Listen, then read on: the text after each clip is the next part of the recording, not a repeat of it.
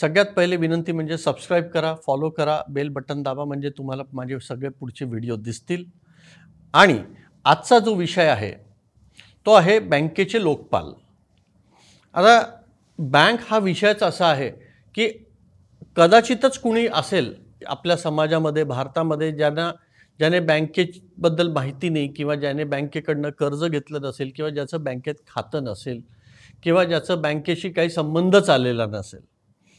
तर अशा ह्या ज्या अनेक बँका आहेत, नॅशनलाइज आहेत, कोऑपरेटिव्ह आहेत, शेड्यूल्ड बँका आहेत, या सगळ्या शेड्यूल्ड बँका ज्या आहेत सगळ्याच, या सगळ्या बँकेमध्ये जर तुम्हाला काही त्रास होत असेल, तुमच्या जर काही तक्रारी असतील या बँकेबद्दल, तर या बँकेच्या तक्रारी कुठे करायच्या आणि कुणाकडे करायच्या हा विषय असतो.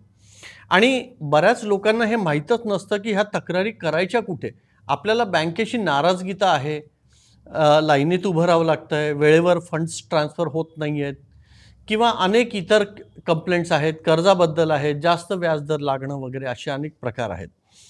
आता शेवटी मग ह्या तक्रारी करायच्या कुठे.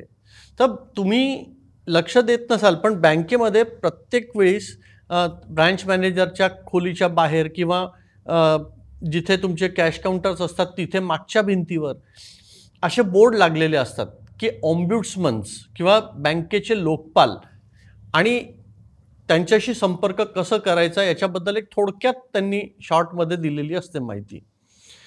आता तुम्हाला गंमत हे सांगतो की हे बँकेचे लोकपाल जे असतात हे कोण आहेत. तर यांना RBIने अपॉइंट केलेलं आहे आणि बँकेशी किंवा बँकेबद्दलच्या तक्रारी तुम्ही कुठे करायच्या तर इथे करायच्या. आता माझा याच्यात तुम्हाला हे सांगायचा अर्थ हा नाही आहे की कसं करायचं. मी तुमच्याकडे आज व्हिडिओ जो घेऊन आलो आहे हा थोडासा टीकात्मक आहे आणि याचं कारण असं आहे की मी वैयक्तिकरित्या ह्या गोष्टीतनं गेलेलो आहे आणि माझ्यासारखा वकील माणूससुद्धा जेव्हा हैराण होतो बँकेच्या गलथान कारभारामुळे आणि जेव्हा तक्रार करायला जातो तर मला सुद्धा वेळेवर न्याय मिळत नाही आणि दाद मिळत नाही. तर साधारण जे लोक आहेत, जनता आहेत, त्यांना काय त्रास सोसावा लागत असेल याची कल्पना मला आहे. आता मुळातच मी तुम्हाला याच्यात मी काही पॉईंट्स लिहून आणलेत, त्या पॉईंट्सवरनं मी सांगणार आहे की बँकेचे लोकपाल म्हणजे माझा पर्सनल ओपिनियन आहे, मी काही जनरल स्टेटमेंट करत नाही. पण हे म्हणजे बिनकामी पगारी मनमानी करणारे उद्धट लोकांचा हा समूह आहे. यांचा उपयोग काही नाही आहे. किती लोकांची ही तक्रार निवारण करतात याच्याबद्दलही मला साशंकता आहे. एखाद्या बँकेविरुद्ध जर तक्रार करायची असेल तर तुम्हाला तो बँकेत जो दिसतो तिथे तुम्हाला ईमेल ॲड्रेस असतो आणि काहीतरी एक पत्ता असतो. तर सगळ्यात पहिले म्हणजे तुमचा शोध सुरू होतो की पत्ता शोधा की यांच्या ऑफिसचे पत्ते कुठे आहेत.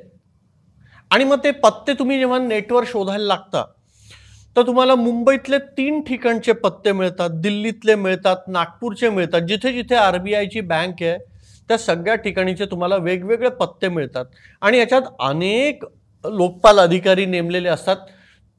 सगळ्यात पहिले तर आपल्याला हेच कळत नाही की नेमकं कुणाला तक्रार करायची आणि कुणाला नाही. का हे सगळे अधिकारी एका लेवलचे आहेत, सगळे लोक तक्रार निवारणासाठी बसलेत का कशासाठी आहेत याच्याबद्दल क्लॅरिटी कुठली बँक देत नाही, कुठलाही ब्रँच मॅनेजर देत नाही, कुठलाही बँकेतला कर्मचारी आपल्याला ही माहिती देत नाही.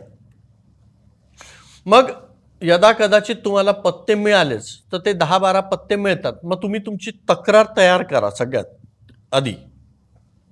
मग ती तक्रार त्या लोकांना त्यांच्या त्या पत्त्यावर RPIDने किंवा रजिस्टर्ड पोस्टाने पाठवा. दुसरं म्हणजे त्याच तक्रारीची एक सॉफ्ट कॉपी किंवा PDF कॉपी तुम्हाला त्यांना ईमेलने सुद्धा पाठवावी लागते. तिसरी गोष्ट त्यांचं जे वेबसाईट आहे त्या वेबसाईटवर सुद्धा एक प्रोसिजर आहे तक्रार नोंदवायची. मग तुम्ही ती ओपन करा. मग त्याच्यात ते अनेक एखाद्याचा इंटरव्ह्यू घेतल्यासारखे 100 प्रश्न त्याच्यात दिलेले असतात आणि त्या 100 प्रश्नांमधनं तुम्हाला उत्तर देता देता तुमचं बेसिकली पेशन्स चेक केला जातो आणि इच्छा हीच असते की तुम्ही ही सगळी जी तसदी घेतायत तक्रार करायची ही सोडून द्यावी आणि तक्रार करू नये, गपचूप घरात बसावं. मग तुम्हाला तो फॉर्म भरल्यावर मग तुम्हाला ते शेवटी तक्रार जमा झाली असं आपण गृहीत धरू, होते तक्रार. काहीतरी तुम्हाला एखादा कोड मिळतो, एखादी एक ईमेल येते की रिसिव्ड युअर कंप्लेंट वगैरे, and we will revert you back, आम्ही लवकरच तुम्हाला याचं उत्तर देऊ म्हणून तुम्हाला येते. मग 10 ते 15 दिवसांनी तुम्हाला या लोकांकडनं कुठून तरी उत्तर येतं. ते ईमेलवरच येतं, ते पर्सनली तुम्हाला पत्र पाठवत नाहीत. कुठलंही लेखी व्यवहार ते बाय पोस्ट किंवा बाय कागदावर लिहून सही करून पाठवत नाहीत. तर तुम्हाला ईमेल येते कुठली तरी की बाबा तुम्ही जी तक्रार नोंदवली आहे ती ग्राह्य नाही आहे, ती चुकीच्या जागी केलेली आहे आणि तुमची तक्रार आम्ही नोंदवून घेऊ शकत नाही, त्याबद्दल क्षमस्व, आणि तुम्ही या तुमच्या तक्रारीसाठी सक्षम न्यायालयाकडे जा, कुठल्या तरी न्यायालयात तुम्ही जा आणि तिथे दाद मागा. सो इतका द्राविडी प्राणायाम केल्यावर, इतके उठाठेव केल्यावर, इतके प्रश्नांची उत्तरं आणि त्रास सहन केल्यावर शेवटी पदरी काय पडतं तर तुम्ही न्यायालयात जा. आता आम्हाला जर न्यायालयातच जायचं असेल तर मग तुम्ही काय करताय? तुम्ही पगार घेऊन बसले का आहात इथे? बेसिकली लोकपाल कुणासाठी आहेत? बँकेला फेवर करायला, बँकेला पाठीशी घालायला, बँकेच्या चुकांवर पडदे घालायला आहेत की साधारण जनतेला न्याय मिळावा म्हणून त्यांच्यासाठी न्याय मिळवून देण्यासाठी तुम्ही बसला आहात? तुम्हाला पगार कोण देतंय हो लोकपालांना?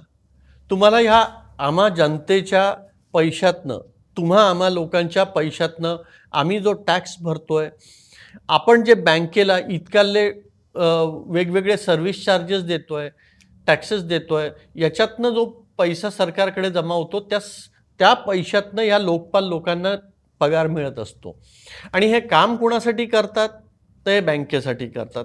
जनतेला न्याय देण्यासाठी कुठल्या लोकपालाने काय केलंय आतापर्यंत हे मला तरी बघण्यात नाही किंवा ऐकण्यातही नाही. मी बरीच माहिती घेऊन बघितली, पण मला एकही व्यक्ती अशी सापडली नाही ज्याने मला हे सांगितलं असेल किंवा मी बँकिंग ओम्बुड्समन, फार अवघड शब्द आहे, एक तर ते उच्चार करणंही अवघड आहे, त्याहून अवघड हे लोक आहेत. सो बँकिंग ओम्बुड्समनला मराठीत बँकेचे लोकपाल म्हणतात, सोपा शब्द आहे. सो या लोकपाल लोक नेमके करतात काय ह्याचा मला उलगडा झालेला नाही आहे. आता यांचे बेसिकली मी आज हा व्हिडिओ घेऊन आलो, हा फारसा म्हणजे कायद्याशी निगडीत जरी नसला तरी जनतेच्या फायद्याचा आहे आणि जनतेच्या फायद्यासाठी त्यांना जो कायदा कळावा आणि त्यांना काय त्रास होतात हे सगळ्या जगापर्यंत पोहोचावं म्हणून हा विषय घेऊन मी आलो. आता मी तुम्हाला सांगतो, मी का गेलो होतो या संस्थेकडे. तो एक बँक आहे, त्या बँकेत एकाने कर्ज घेतलं, त्याच्यात आम्हाला कोलॅटरल सिक्युरिटी म्हणून त्याने ठेवलं. मग त्याची कोलॅटरल सिक्युरिटीची बँकेचे कर्मचारी, बँकेचे मॅनेजर आणि ती कर्ज घेणारी व्यक्ती यांनी फसवणूक करून ती माझी जी मिळकत होती ती प्रायमरी सिक्युरिटी म्हणजे मेन गहाण माझीच प्रॉपर्टी आहे असे खोटे कागदपत्र दाखल करून माझी प्रॉपर्टी हडप करण्याचा या बँकेने प्रयत्न केला आहे. आणि त्याच्यात खोटे दस्तावेज, फोर्ज डॉक्युमेंट, नंतर बनावट बँकेच्या कर्मचाऱ्यांनी आणि कर्जदार जो होता यांनी बनावट तयार केलेले कागदपत्र हे तिथे दिसून येतात की हे बनावट आहेत. मला माहिती आहे की याच्यावर सह्या माझ्या नाहीत, हे कोऱ्या काहीतरी याच्यावर यांनी नंतर सगळे कागदपत्र जे सादर केले होते ते एका वेगळ्या हस्ताक्षरात किंवा कम्प्युटराइज टायपिंगमध्ये होतात. आणि हे जे बनावट कागदपत्र जे माझ्या प्रॉपर्टीबद्दल सादर केले हे सगळे बनावट कागदपत्र इलेक्ट्रॉनिक टाईपरायटिंगने नंतर वेगळ्या फॉन्टमध्ये वेगळ्या प्रकारे जाणून बुजून ठळक अक्षरात तिथे टाकण्यात आले. अनेक जागी ती माहिती बसत नव्हती तर ती फॉन्ट छोटा करून बारीक करून घुसवण्यात आला. काही जागी प्रायमरी तिथे त्याच्यात शब्द बदलण्यात आले, तारखा बदलण्यात आल्या. असं सगळं जेव्हा मला दिसलं, वकील असताना सुद्धा ही फसवणूक माझ्याबरोबर होऊ शकते, तर तुम्ही तर साधारण लोक आहोत, तुम्हाला तर हे बँकवाले कुठेही मूर्ख बनवतील. तर ह्या बँकेची जेव्हा मी तक्रार करायला गेलो तेव्हा मी याच ऑम्ब्युड्समन बँकेच्या लोकपालांकडे गेलो. मी हे सगळे पुरावे जे होते, जे मला दिसत आहेत की बनावट कागदपत्र तयार करून माझी मिळकत हडप करून खोट्या रीतीने गहाणखत तयार केलेलं आहे, हे सगळे पुराव्याचे कागदपत्र मी सगळे सादर केले या लोकपालांना. याचे सगळे सॉफ्ट कॉपी मी पाठवल्या, हार्ड कॉपीज पाठवल्या, सगळं झालं. आणि शेवटी 15 दिवसांनी मला हीच माहिती मिळाली की तुमची जी तक्रार आहे ही योग्य ठिकाणी तुम्ही केलेली नाही आहे, आम्ही ग्राह्य धरू शकत नाही, तुम्ही याच्याबद्दल न्यायालयात जा किंवा कुठल्या तरी पोलीस ठाण्यात तक्रार करा. आता पोलीस ठाण्यात तक्रार करायला गेलं तर ते म्हणतात हे दिवाणी स्वरूपाचा गुन्हा आहे, आम्ही नोंदवून घेत नाही. शेवटी आपण न्याय मागायचा कुठे? तुम्हाला सुद्धा ह्याच प्रकारच्या अडचणी येत असतील, तुम्ही सुद्धा ह्याच प्रकारच्या अडचणीतनं जात असाल, कुठे कुणी गॅरेंटर असेल, कुठे कुणी सिक्युरिटी असेल, कुठे कुणी कर्जदार असेल आणि तुम्हाला बँका याच प्रकारे छळतायत. गॅरेंटरला तर कारण नसताना बँका छळतायत. कायदेसुद्धा इतके विक्षिप्त आणि विचित्र बनवून ठेवलेले आहेत की याच्यातनं एकूणच फक्त कसं पिळून काढायचं कर्जदाराला आणि गॅरेंटरला एवढंच आहे. आणि करोडोचे जे कर्ज घेणारे लोक आहेत त्यांना ते माफ होतात आणि गरीब लोकांना हे कर्ज माफ होत नाहीत, त्यांच्याकडनं सक्तीने वसूल केल्या जातात.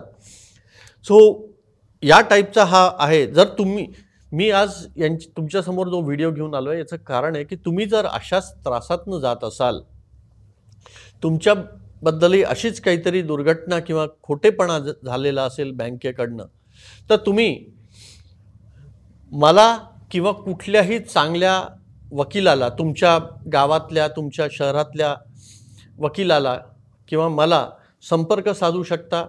तुमचे हे सगळे जे तक्रार आहे ही वकिलांना समजून सांगा आणि वकिलांमार्फत याच्यातनं कायदेशीर कारवाई ह्या बँकेंवर करा. कारण की या बँकेंना अद्दल घडवणं आता खूप गरजेचं झालं आहे आणि तो न्याय तुम्हाला मिळणं गरजेचं आहे आणि तो न्याय तुम्हाला मिळावा म्हणून हा व्हिडिओ मी टाकलेला आहे. तर मला असं वाटतं की मी ह्या बँकेच्या लोकपालाबद्दल बरंच काही बोललेलो आहे. जर तुम्हाला परत एकदा विनंती आहे, जर तुम्हाला व्हिडिओ आवडला असेल तर लाईक आणि शेअर करा. जास्तीत जास्त लोकांपर्यंत हा व्हिडिओ पोहोचला पाहिजे आणि राज्यकर्त्यांपर्यंत, मोदींपर्यंत किंवा फायनान्स मिनिस्टरपर्यंतही हा व्हिडिओ पोहोचला पाहिजे. कारण की तिथे गेल्याशिवाय याच्यावर कारवाई होणार नाही या लोकांवर, हे मलाही माहिती आहे. तर मित्र हो, जास्तीत जास्त शेअर करा. आपण परत लवकरच नवीन विषयावर बोलायला मी येईनच. तोपर्यंत सुखरूप राहा, आनंदी राहा. नमस्कार.